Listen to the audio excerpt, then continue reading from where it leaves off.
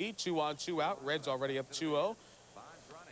Brett Boone can't handle it. 7th error of the series. 3 more hits in the inning, 5-2 San Fran. In the 7th, the lead is 6-4 for the Giants. Hal Mars, the 2-run hit off of Steve Fry. Game tied at 6. That way to the 10th. Rod Beck is on in a tie game. And the ex-Giant Mitch just cranks one. Opposite field, he's juiced.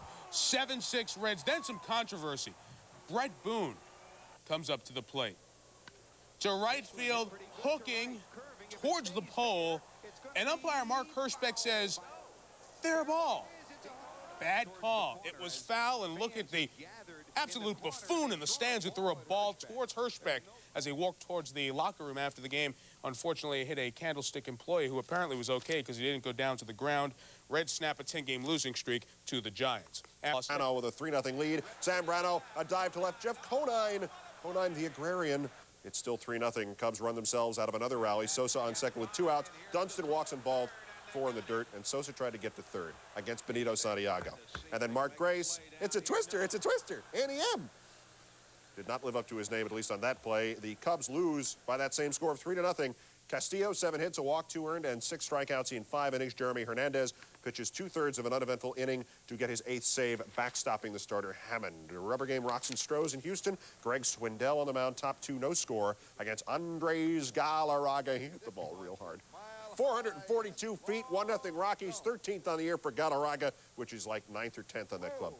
Same inning, 2 outs, still 1-0 Rocks. Roberto Mejia walks. Bichette, meanwhile, is at third. Their next hitter, Armando Reynoso. He swings, he misses. Tony Eusebio, liftoff. We have liftoff. It's over Biggio's head. Bichette scores on the error. 2-0 Rockies. Rockies, though, are learning how to get out of jams. Bottom 5, 2 out, 2 on. Armando Reynoso gets Craig Biggio to just stand there and watch. And the Rockies win.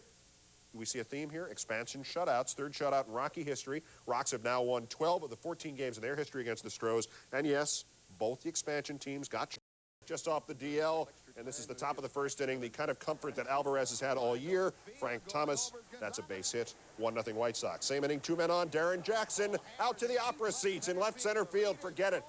A 3-run homer, 4-0 before Alvarez threw his first pitch. This was not his first pitch, but it was close. He had the defense all day. Man on first, Gary Reedus, 5-4-3. That's a double play, and for those of you who don't like double plays, here's another double play, 6-6-3. And then in the 3rd inning, 6-4-3 for those of you scoring at home, or even if you're by yourself.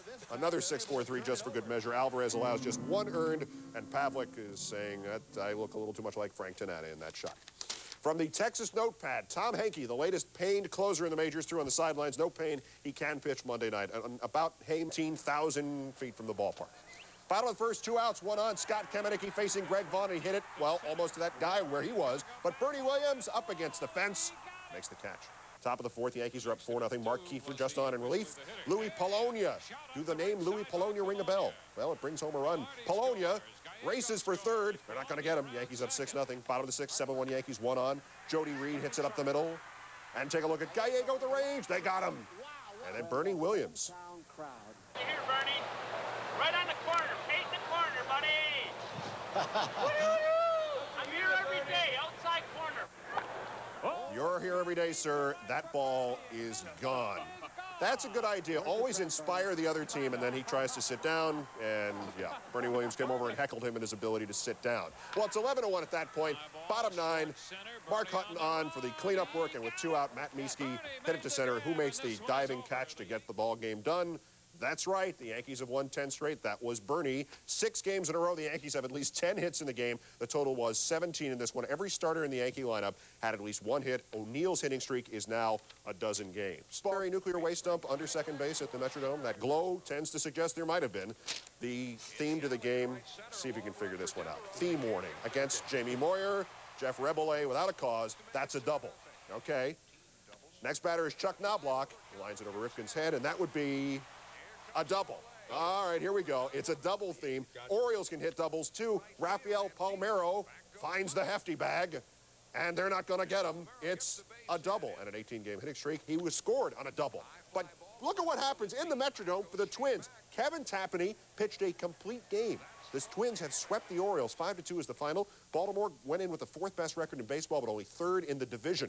Moyer's last win is now a month ago Thursday, and all of a sudden the Twins have won 7 of 8. The Palmeiro hitting streak is now at 18 games. This guy may have had, what, better fortune maybe? Fred McGriff to center, gone. Braves up 2-0. Hillman's been having some inner ear problems. He may have a sore neck as well. Hey, turn around and watch this one, and watch out center field cameraman over his head. Javi Lopez a blast, 3-0. Steve Avery, somebody told me he rooted Todd Hundley in this at-bat. Just take roots and grow, watching 3 pitches go by. Inside corner, Avery, 9 strikeouts over 8. Dallas calling for some help. Somebody get Javi. Javi Lopez again over the picnic area in left. McGriff and Lopez making a walk at the park for the Braves. Avery fans a season-high 9, wins his 3rd straight. Braves extend baseball's best road record to 13-5. Kevin McReynolds had the lone Met RBI. Montreal's Kirk Reeder, that's not him, that's Pedro Martinez, wondering if the bubble would burst for Reeder. 21 Major League starts, 10 career wins, and a whole bunch of no decisions. Well, Reeder couldn't get anybody out in the first. Cards were up 3-0. We fast forward ahead to the bottom of the 9th. Expos down 8-6. Mike Perez on. Marquise Grissom the double. Cliff Floyd scores. Expos down a run.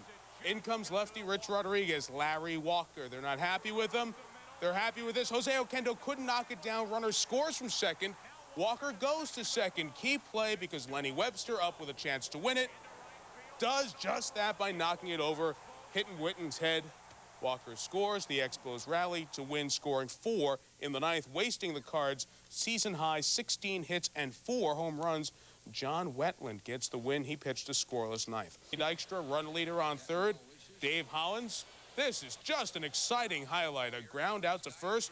Dykstra beats the throw home. 1-0 Phillies.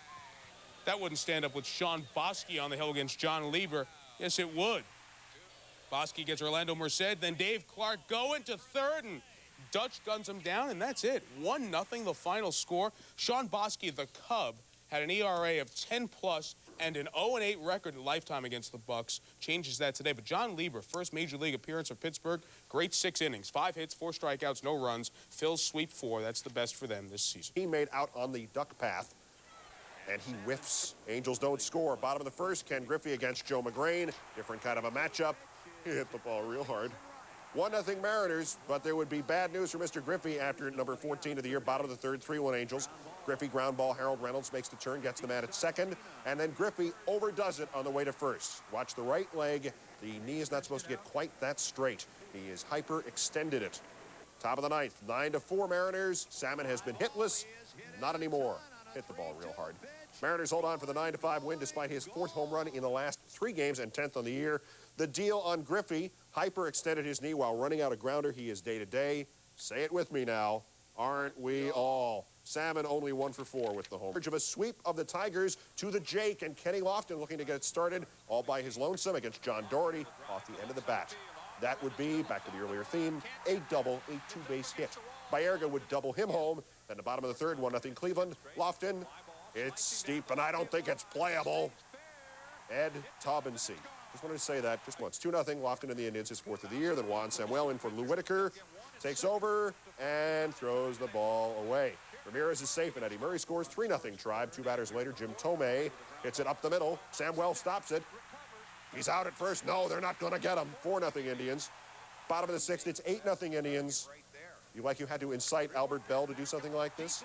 He hit the ball real hard. 3-1 pitch from Joe Baber. Forget it. 10th of the year. Indians are up 11-0, and they win. But there was virtually a 3-hour rain delay in this game, so there were about 200 people left in the stands when the last out was made. The Central Division now finds the White Sox 3 over 500. The last place team in this division is 2.5 games back.